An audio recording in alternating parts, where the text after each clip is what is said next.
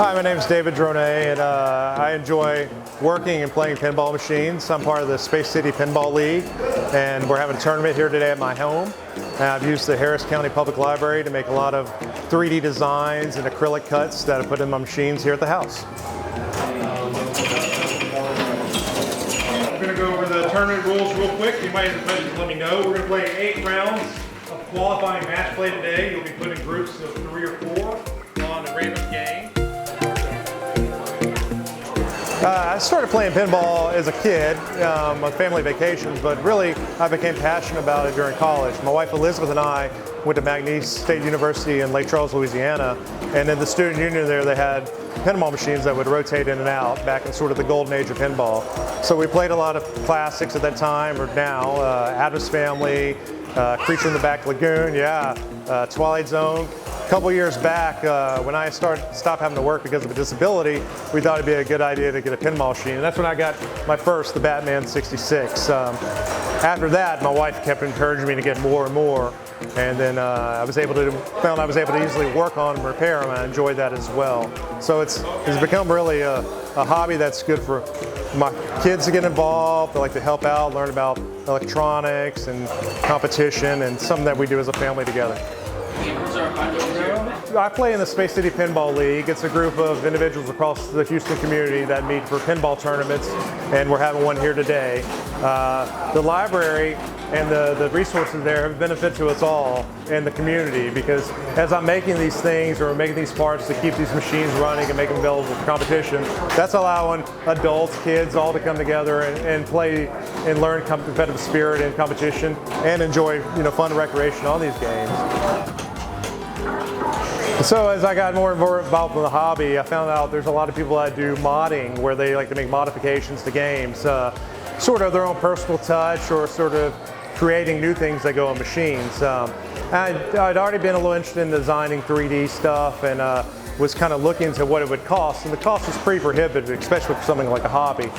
I kind of looked into it and saw the Harris County Public Library had these machines throughout the whole county.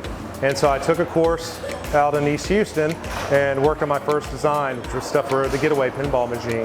And while I was there working in the lab at the administration building, I saw they had a laser cutter, a CNC mill cutter, all sorts of things, and I just sort of opened the door to what I could do. So I progressed from 3D designs to acrylic designs that work, to even sort of merging the two things together when I can. I've always been interested in sort of like home repair and doing things around the house. I was sort of an avid woodworker, and as I mentioned, I have a rare muscular dystrophy that showed up in my 30s, and it's causing me to have loss of muscles and fine motor control.